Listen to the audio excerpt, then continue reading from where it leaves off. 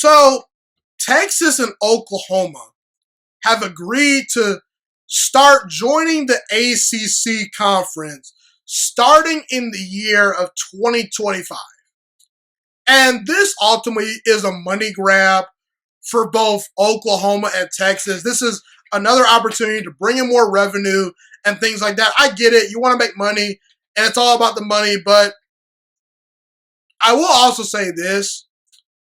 Now that Texas and Oklahoma will be playing in the SEC, this might increase their chances of getting more SEC caliber players, because there are some high school players out there that will just automatically scratch off the Pac-12, the Big 12, and the Big 10 because they want to play against the big dogs. There are legitimately great players out there that just want to play in the SEC, the best conference. So with those programs now being in that conference, that attracts a whole new audience of high school recruits for both Texas and Oklahoma. And I think that at some point, pretty much every top program is going to find a way to try to join the SEC and the College Football Playoff Committee. They're just going to find a way to put the four best SEC teams in the playoffs every single year. Probably it will probably come down to something like that, depending on if the college football playoffs expands or not. We'll see. But here's my take on Oklahoma and Texas agreeing to join the SEC starting in 2025. I laugh at the decision because this is a major mistake on the part of Oklahoma and Texas. Oklahoma and Texas will 100% regret joining the SEC. Because here's the thing. The SEC is the best conference in all of college football, and it's not even close. I think the Big Ten deserves some respect, but even the SEC is a step up from the Big Ten from a competition standpoint, okay? In the SEC, you obviously have Alabama, but you also have Georgia, you also have Florida, you also have Texas A&M, you also have LSU, and you also have Auburn. Let me tell you something right now. If Auburn is arguably the sixth best team in your if Auburn is arguably the sixth best college football program in your conference, that conference is absolutely loaded. And not to mention the Tennessees and the South Carolinas of the world, they're not great, but they can catch you on a bad Saturday if you're slacking. The SEC is no cakewalk, people. Not at all.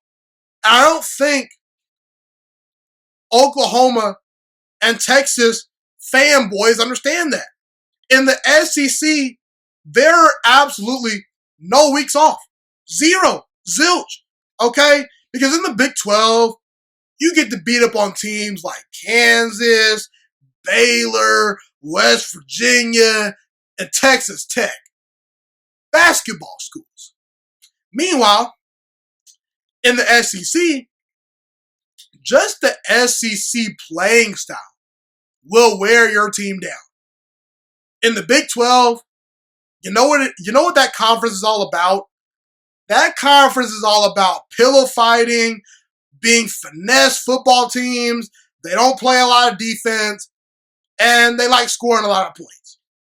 And you're going to trade that for Alabama, Georgia, Florida, and LSU? Good luck, okay? Because in the SEC, there are no breaks, okay? The SEC, from a physical style of football, is light years ahead of the Big 12. Okay, that's just the reality. And here's the thing: if you're Oklahoma, I don't agree with the decision, because every single year, if you win the Big 12 conference, you're pretty much a lock to make the playoffs.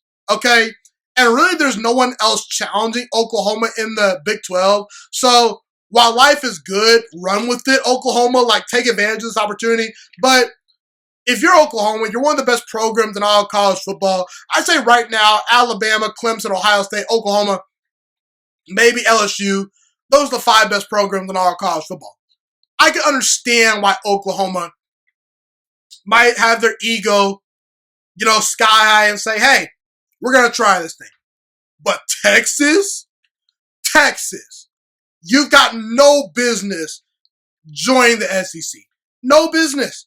Texas needs to focus on beating TCU and Kansas and Oklahoma State because they're barely beating those teams right now. So I don't agree with Oklahoma and Texas joining the SEC.